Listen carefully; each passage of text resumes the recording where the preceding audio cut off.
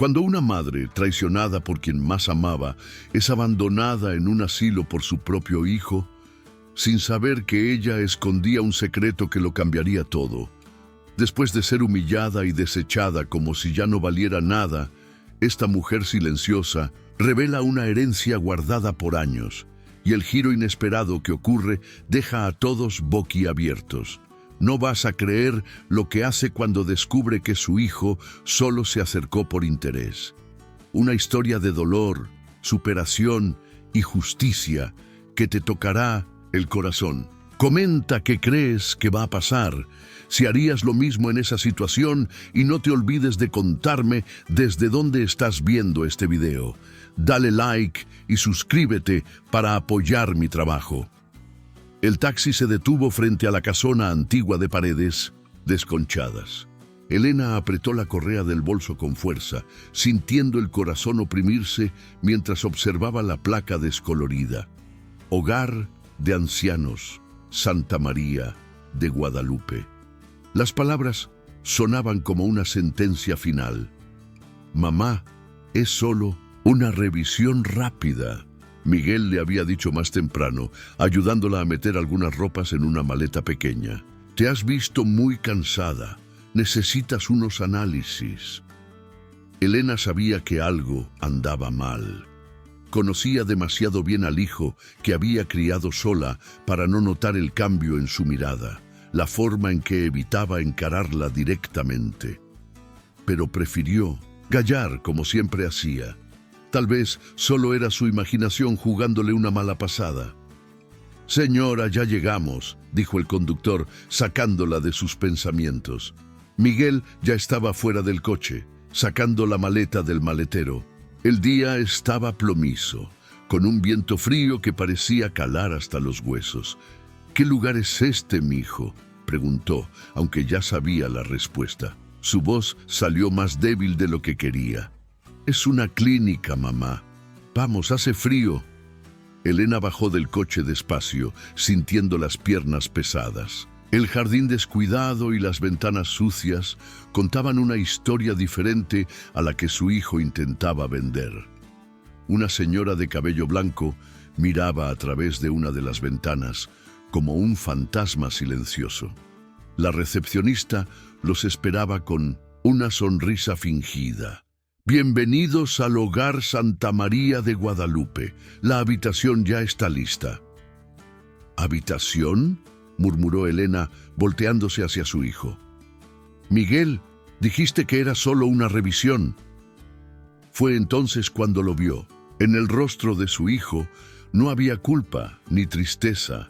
Había solo alivio, como si finalmente se estuviera liberando de una carga demasiado pesada. «Mamá, te vas a quedar aquí un tiempo», dijo sin rodeos. «Es lo mejor. Soraya y yo necesitamos espacio y aquí tendrás compañía, te cuidarán». El mundo pareció girar bajo los pies de Elena. 63 años de vida, y por primera vez sintió como si no conociera al hombre frente a ella. Este no era el niño que había arrullado en las noches de fiebre, para quien había cosido uniformes escolares hasta altas horas, ahorrando cada centavo para que pudiera estudiar. «Mi hijo», intentó decir, pero las palabras murieron en su garganta. «Los documentos ya están firmados», informó la recepcionista profesional. «Puede estar tranquilo, señor Miguel. Su madre estará bien cuidada». Elena observó, en silencio, mortal, mientras su hijo entregaba su maleta a una empleada. No la abrazó, no la miró a los ojos, solo dijo un «luego vengo» apresurado y caminó hacia la salida.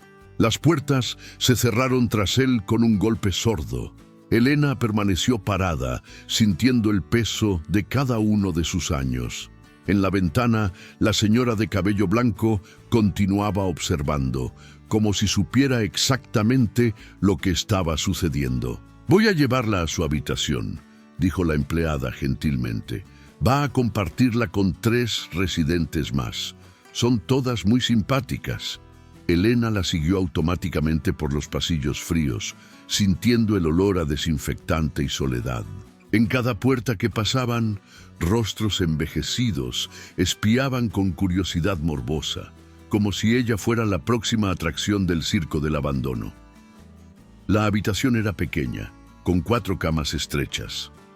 3 de ellas ya estaban ocupadas, con colchas dobladas y algunas pocas pertenencias personales en las mesitas de noche. La única vacía sería su nueva morada.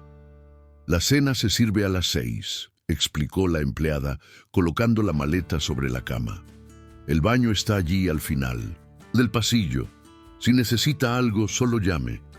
Cuando se quedó sola, Elena se sentó en el borde de la cama dura. No lloró. Las lágrimas parecían congeladas en algún lugar dentro de ella, junto con todas las palabras no dichas, todos los sacrificios no reconocidos. Pensó en su casita, donde cada rincón guardaba un recuerdo.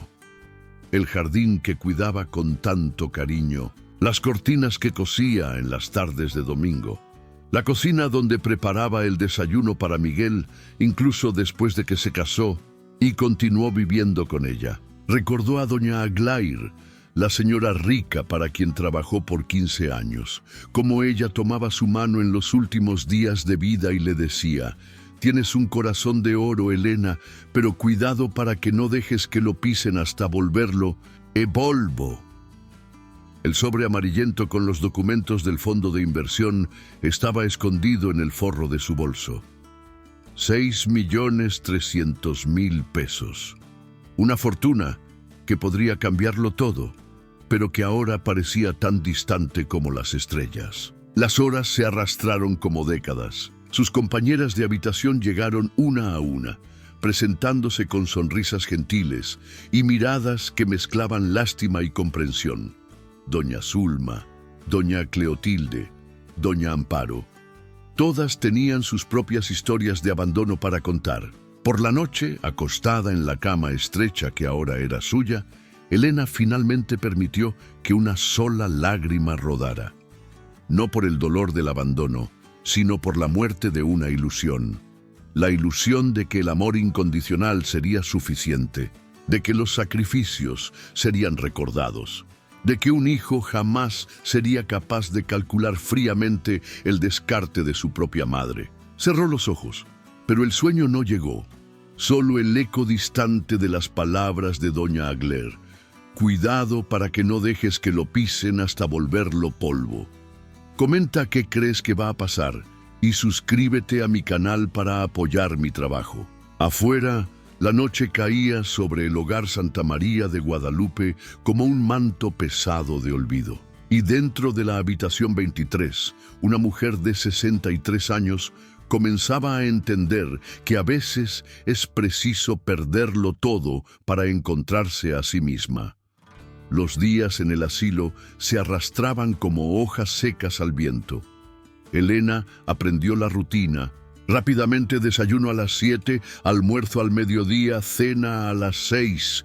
Entre una comida y otra solo había el vacío. Algunas señoras tejían, otras veían televisión en la sala común, pero la mayoría solo esperaba. ¿Por qué? Nadie sabía a ciencia cierta. En las primeras semanas, ella aún esperaba. Miraba por la ventana durante horas, imaginando que en cualquier momento vería el coche de Miguel estacionándose afuera, que él entraría corriendo, arrepentido, pidiendo perdón, diciendo que todo no había sido más que un terrible error. Pero los días se volvieron semanas y las semanas se transformaron en un mes. Ninguna visita, ninguna llamada, ni siquiera en su cumpleaños. «No vale la pena seguir así, mi hija», dijo doña Cleotilde una tarde, mientras compartían un pedazo de pan añejo en la mesa del comedor. «Cuanto más esperas, más duele». Elena solo asintió, revolviendo el café frío con la cuchara. Estaba enflaqueciendo. Su ropa comenzaba a quedarle grande. Las noches eran las peores. Acostada en la cama estrecha, repasaba cada momento de su vida, intentando entender dónde había errado. Recordaba las noches en que cosía hasta la madrugada, haciendo bastillas y ajustes para las damas del barrio rico, mientras Miguel dormía en el cuartito del fondo.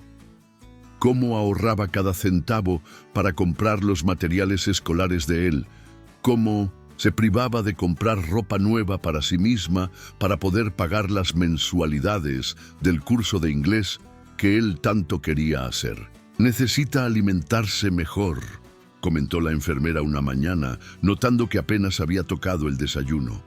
Así va a terminar enfermando. Pero, ¿cómo explicar que el hambre que sentía no era del estómago? Era un hambre antigua, profunda, de reconocimiento, de amor, de justicia, un hambre que ningún plato de comida podría saciar. Fue en una de esas mañanas grises que conoció a Octavio. El nuevo residente llegó causando alboroto. Un señor alto, de cabello canoso, bien cuidado, completamente ciego. Nadie quería sentarse con él en el comedor. Derramaba la comida, murmuraba solo, a veces tenía accesos de ira. «Déjeme ayudarlo», Elena se ofreció un día, viéndolo luchar con el tenedor. Se acercó despacio, tocó su brazo con gentileza. «¿Me permite?» Octavio volteó el rostro en su dirección, sus ojos opacos, fijos en algún punto más allá de ella. «No necesito ayuda», gruñó. Pero sus manos temblaban y el plato estaba casi vacío de tanto que había derramado. «Todo el mundo necesita ayuda a veces», respondió suavemente. «Hasta yo». Algo en su voz debió tocar algo dentro de él, porque sus hombros se relajaron un poco. «Está bien», murmuró, después de un largo silencio. «Pero solo hoy». Solo hoy se convirtió en todos los días. Elena comenzó a sentarse con él en las comidas, guiando su mano hasta los cubiertos, describiendo la disposición de la comida en el plato. Al principio, él solo gruñía en respuesta, pero poco a poco, palabra por palabra, la muralla fue derrumbándose. «Me llamo Octavio», dijo un día como si ella ya no lo supiera. «Quedé ciego hace 5 años, accidente de coche». Ella solo escuchó, dejando que él hablara. Y él habló sobre su vida como profesor de historia, sobre los libros que amaba leer, sobre la soledad que lo consumía desde que había perdido la visión. No tenía familia ni amigos. Todos se habían alejado cuando él se volvió demasiado difícil de manejar. «Tiene una voz bonita», comentó una tarde, mientras ella le leía el periódico, suave como seda. Fue la primera vez en meses que Elena sintió una sonrisa verdadera brotar en sus labios. «Gracias», respondió simplemente. Los otros residentes comenzaron a notar el cambio. El viejo gruñón poco a poco se transformaba cuando estaba cerca de ella.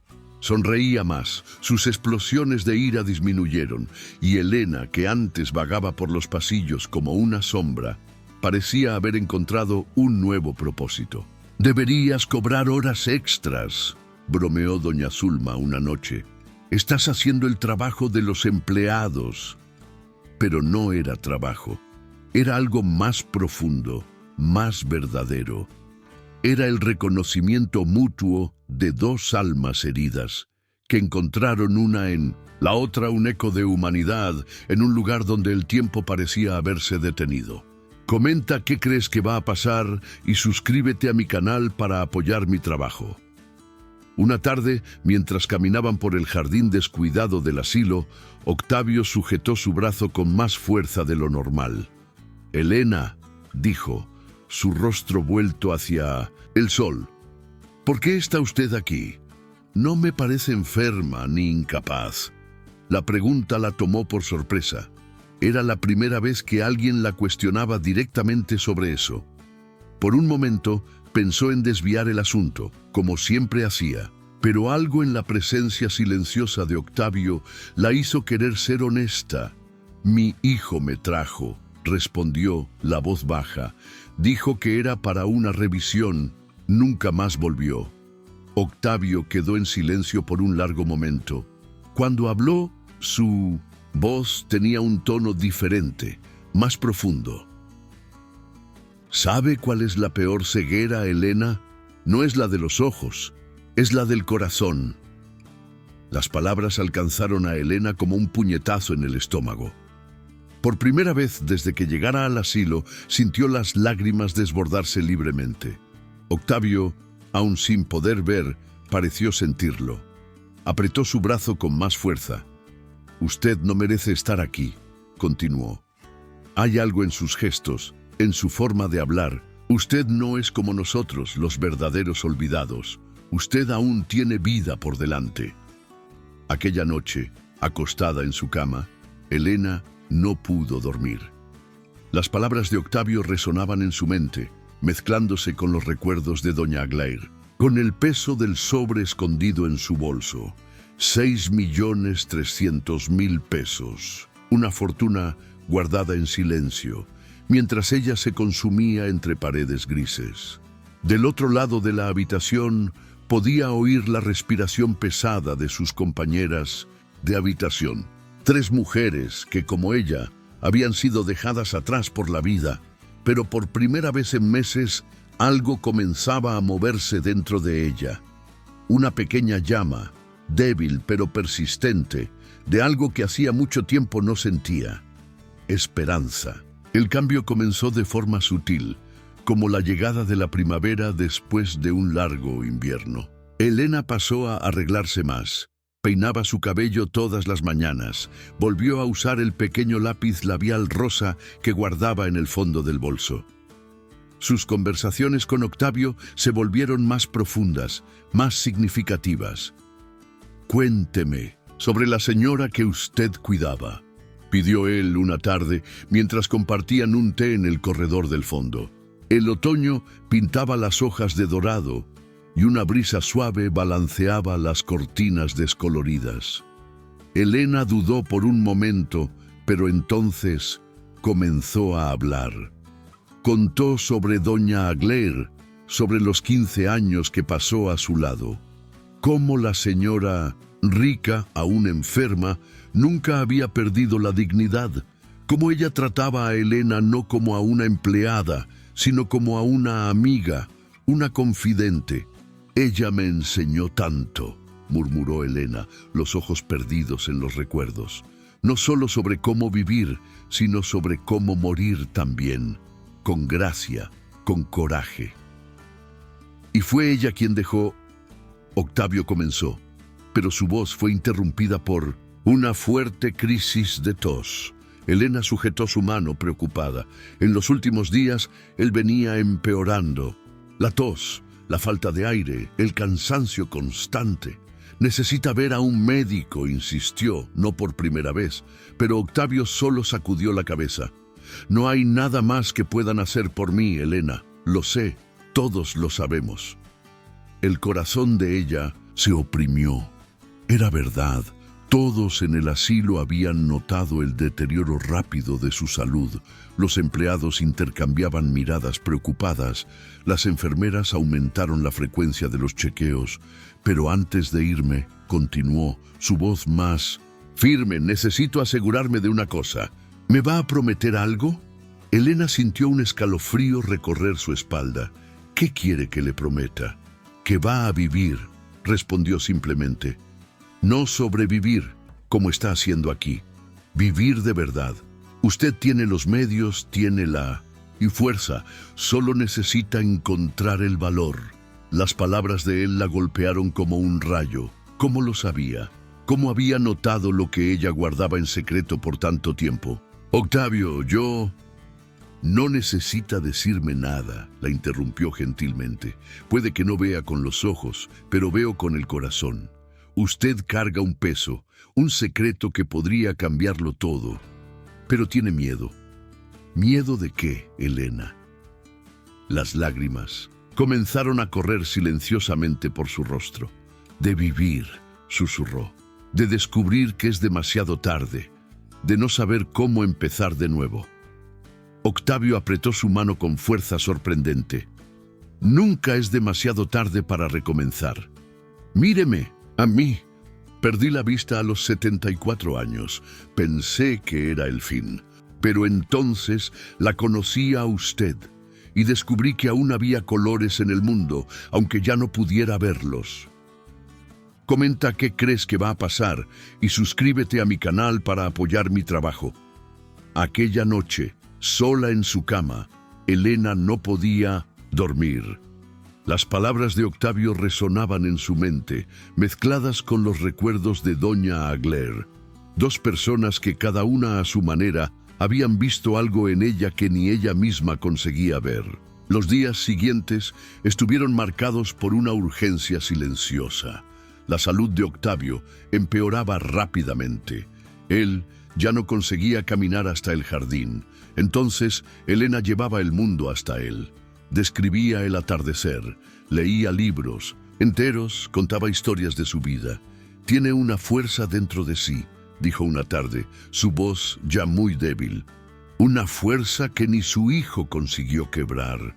No desperdicie eso aquí, en este lugar de espera. Fue una mañana de jueves que Elena llegó a su habitación y encontró la cama vacía. Las sábanas aún guardaban la forma de su cuerpo, pero Octavio se había ido durante la noche, silenciosamente, como había vivido sus últimos años. El funeral fue sencillo, con solo los residentes del asilo presentes. Elena se quedó hasta el final, sosteniendo un ramo de flores del jardín que tanto le gustaba sentir el perfume. Cuando todos ya se habían ido, ella permaneció allí. Las palabras de él resonando en su mente como un mantra. Viva, Elena, no solo sobreviva. De vuelta al asilo, fue directo a su habitación. Con manos temblorosas, abrió el forro del bolso y retiró el sobre amarillento. Los documentos del fondo de inversión, guardados por tanto tiempo, parecían palpitar con una energía propia. Sentada en el borde de la cama, Elena tomó una decisión. No sería una fuga. No sería una venganza, sería un recomienzo, un regalo para sí misma y también un homenaje a dos personas que habían creído en ella cuando ni ella misma creía más. Con cuidado guardó el sobre en el bolso. Después, tomó un pedazo de papel y escribió una nota sencilla para sus compañeras de habitación. Gracias por compartir sus historias conmigo. Ahora es hora de que yo escriba la mía. La noche caía sobre el hogar Santa María de Guadalupe cuando Elena atravesó las puertas por última vez. No miró hacia atrás. En su bolso, además del sobre con los documentos, había solo algunas ropas y fotografías. Lo esencial para quien decide recomenzar. En la parada de autobús, mientras esperaba el primer autobús de la mañana, ella respiró, hondo el aire fresco de la madrugada. Por primera vez en mucho tiempo no se sentía vieja, ni cansada, ni abandonada. Se sentía viva. El pequeño pueblo de San Miguel de Allende parecía haber salido de una postal antigua. Calles arboladas, casas con jardines bien cuidados, personas que aún se saludaban por sus nombres. Fue allí donde Elena decidió recomenzar. La casa que eligió no era grande ni lujosa. Era una construcción sencilla, con paredes que necesitaban pintura y un jardín abandonado. Pero tenía algo que el asilo nunca tuvo: posibilidades. ¿Está segura, señora?, preguntó el corredor, claramente dudando que aquella señora sola pudiera comprar una casa al contado. Es una propiedad que necesita muchas reparaciones. Elena solo sonrió, retiró el cheque del bolso y lo llenó con su letra esmerada. El hombre abrió los ojos al ver los ceros, pero ella ya estaba acostumbrada con esa reacción. En las últimas semanas, desde que buscara al abogado indicado por doña Aglaé y recuperara el acceso a la herencia, había visto esa mirada muchas veces. Los primeros días en la casa nueva fueron de descubrimientos. Cada cuarto vacío era un lienzo en blanco, esperando ser llenado. Ella comenzó por lo más básico: una cama, una estufa, algunas ollas. No quería lujo, quería comodidad. Sus manos, encallecidas por años de costura, ahora sostenían pinceles de pintura. Eligió colores claros para las paredes, un azul suave para la sala, amarillo claro para la cocina. Cada pincelada era como un acto de liberación. ¿No quiere contratar a alguien para hacer eso?, preguntó la vecina, doña Carmen, viéndola equilibrada en la escalera, pintando el techo. No es trabajo para una persona de su edad. Pero Elena solo sacudió la cabeza sonriendo. Necesito hacerlo con mis propias manos, respondió. Cada marca en la pared es una historia que estoy escribiendo. El jardín fue su próximo proyecto. Retiró la maleza alta, preparó la tierra, plantó rosas y margaritas, compró macetas de orquídeas, recordando cómo doña Agler amaba esas flores delicadas. Las noches, antes tan solitarias en el asilo, ahora tenían un sabor diferente. Sentada en su corredor, con una taza de té, ella observaba las estrellas y escribía en un cuaderno nuevo. No eran cartas para Miguel, eran cartas para sí misma. Querida Elena, escribió una noche, hoy conseguiste terminar de pintar la cocina sola. Tu espalda duele, tus manos están manchadas de pintura, pero tu corazón está ligero. ¿Recuerdas cuando pensabas que no serías capaz de hacer nada sola? ¡Qué equivocada estabas! Los vecinos poco a poco fueron acercándose, intrigados con aquella señora misteriosa que había aparecido de la nada y transformaba una casa abandonada en un hogar. Doña Carmen traía pasteles y galletas. Don Jorge ofrecía esquejes de plantas de su jardín. Doña Adelina siempre paraba para un café y una conversación. «Usted nunca nos cuenta de dónde vino», comentó doña Adelina un día, curiosa. «Vine de un lugar de silencio», Elena respondió simplemente. «Ahora estoy en un lugar de posibilidades». Las semanas se transformaron en meses. El jardín floreció. Las paredes ganaron cuadros. La casa ganó cortinas nuevas, cosidas por ella misma, claro. Cada pequeña conquista era celebrada con una sonrisa silenciosa. Una mañana de sábado, mientras regaba sus rosas, Elena oyó un murmullo en la calle. Era doña Carmen, agitada, con una tableta en las manos. «Doña Elena, necesita ver esto. Se está volviendo viral en las redes sociales». En el video, un hombre de mediana edad lloraba copiosamente, hablando directamente a la cámara. El corazón de Elena se detuvo por un instante. Era Miguel. Estaba más delgado, con ojeras profundas, pareciendo mucho más viejo que sus 37 años. «Perdí todo», él sollozaba en el video. «La tienda quebró, estoy lleno de deudas, mi esposa me dejó, y ahora descubrí que mi madre, a quien dejé en un asilo, desapareció. Nadie sabe para dónde fue. No tengo más nadie en el mundo». Elena asistió en silencio, sintiendo una mezcla compleja de emociones. No había satisfacción en ver el sufrimiento del hijo, pero tampoco había más aquel dolor agudo que antes la consumía. «¿Está bien?», preguntó doña Carmen, preocupada con su silencio. «Estoy», Elena respondió, volviendo a regar sus flores. A veces la vida nos enseña de la manera más difícil que no podemos controlar las elecciones de los otros, solo las nuestras. Aquella noche, en su jardín iluminado por la luna, Elena escribió otra carta para sí misma. «Querida Elena, hoy viste a tu hijo llorando en las redes sociales. Antes, ese llanto sería capaz de destruirte. Hoy entiendes que el amor verdadero no necesita doler. Has aprendido a amar sin lastimarte. Esta es tu mayor victoria». Y así, mientras la noche avanzaba silenciosamente sobre San Miguel de Allende, una señora de 63 años continuaba su jornada de redescubrimiento.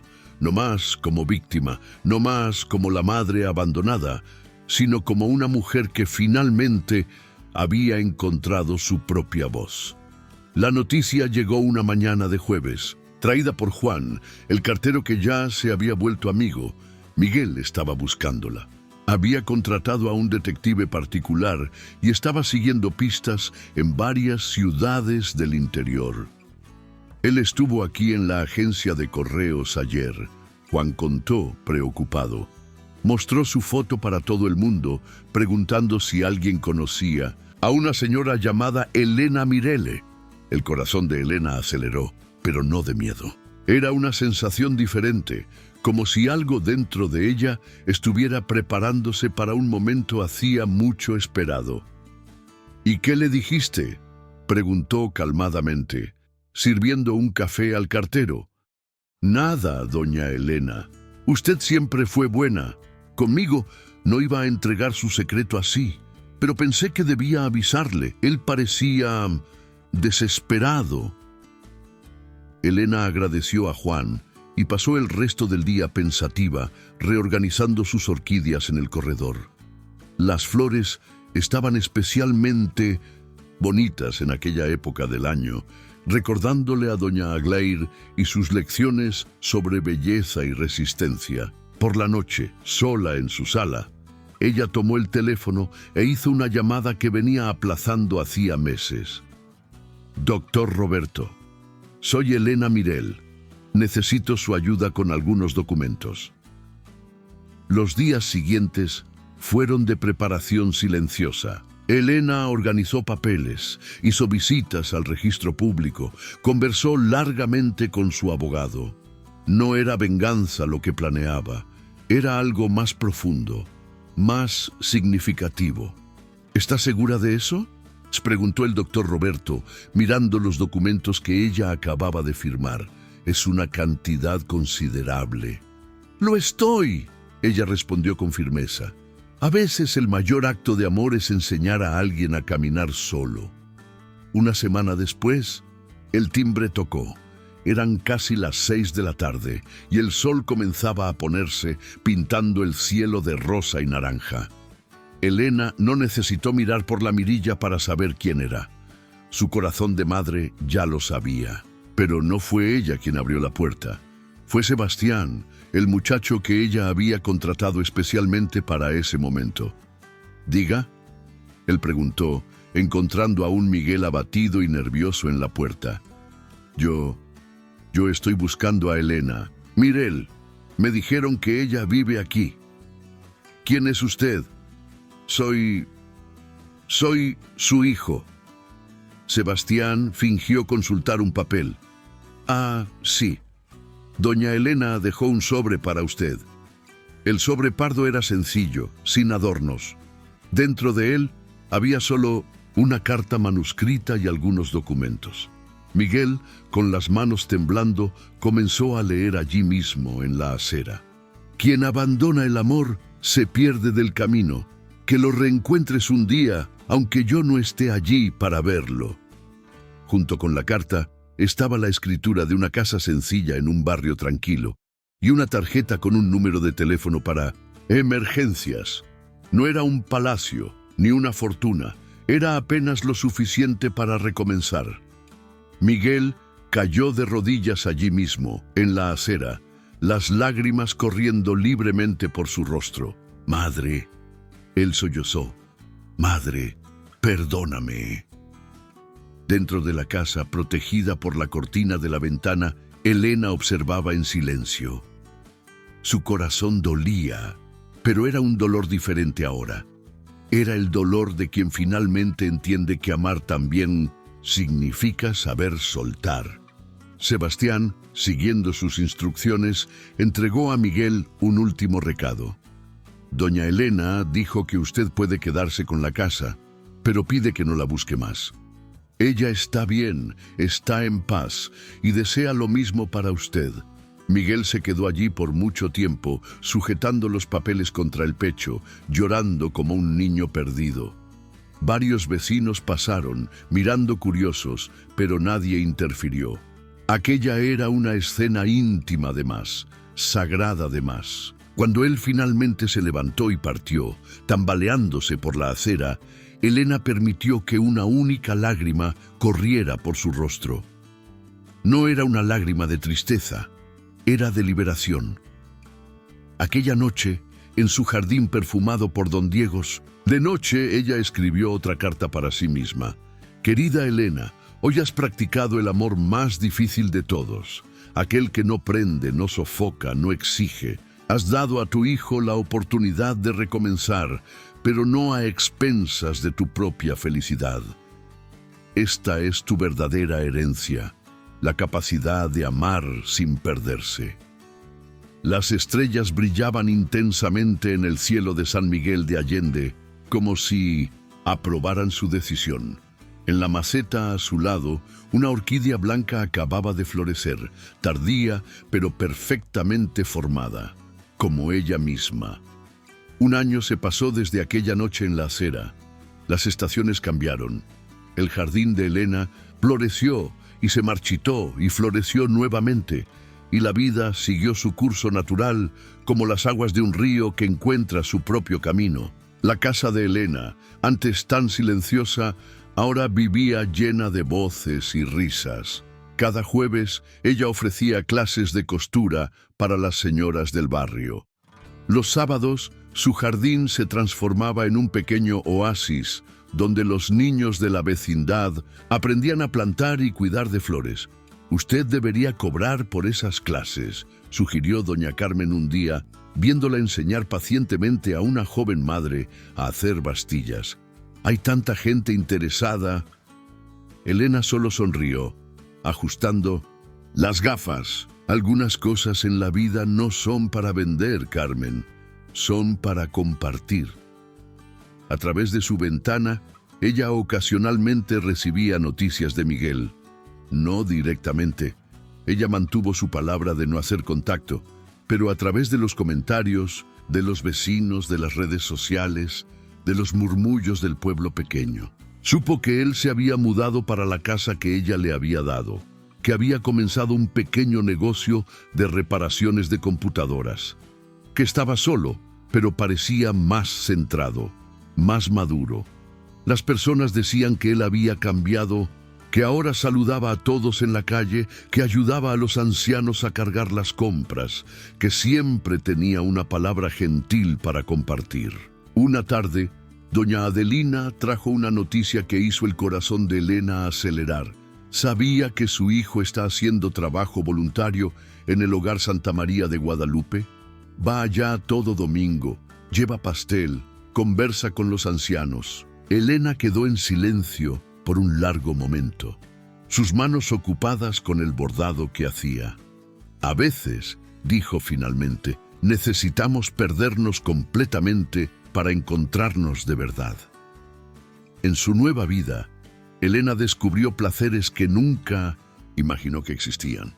Aprendió a hacer jardinería orgánica con don Jorge, comenzó a practicar yoga con doña Beatriz, hasta se aventuró a dar clases de alfabetización para adultos en el centro comunitario. Pero su mayor alegría eran las cartas que escribía para sí misma. Ya tenía llenos 3 cuadernos enteros, cada página un testamento de su jornada de autodescubrimiento. Querida Elena, escribió en una noche particularmente estrellada, hoy hace exactamente un año que has dado a tu hijo la oportunidad de recomenzar. No fue fácil, no fue sencillo, pero fue necesario. Has aprendido que el amor verdadero no es una prisión, es una puerta abierta. El dinero de la herencia de doña Agler continuaba prácticamente intacto, rindiendo intereses en inversiones seguras. Elena usaba solo lo necesario para vivir con comodidad y ayudar discretamente a quien necesitaba. No era una vida de lujo, pero era una vida rica en significado. Una mañana de domingo, mientras regaba sus orquídeas, ella encontró algo sorprendente. Una flor completamente nueva había nacido, un híbrido natural entre 2 especies diferentes. Era única, inesperada y perfectamente imperfecta. «Es como usted, doña Elena», dijo don Jorge, admirando la flor. «Algo nuevo y bonito que ha nacido de circunstancias improbables». Aquella noche, sentada en su corredor con una taza de té, Elena reflexionó sobre su jornada. Del asilo a las calles de San Miguel de Allende, del dolor del abandono a la paz del recomienzo. No era la vida que había planeado, era mucho mejor. En su último cuaderno escribió lo que sería su última carta para sí misma. Querida Elena, hoy finalmente has entendido que no necesitabas ser salvada, necesitabas solo permitirte volar. El dinero que doña Aglaé te dejó no fue tu verdadera Here.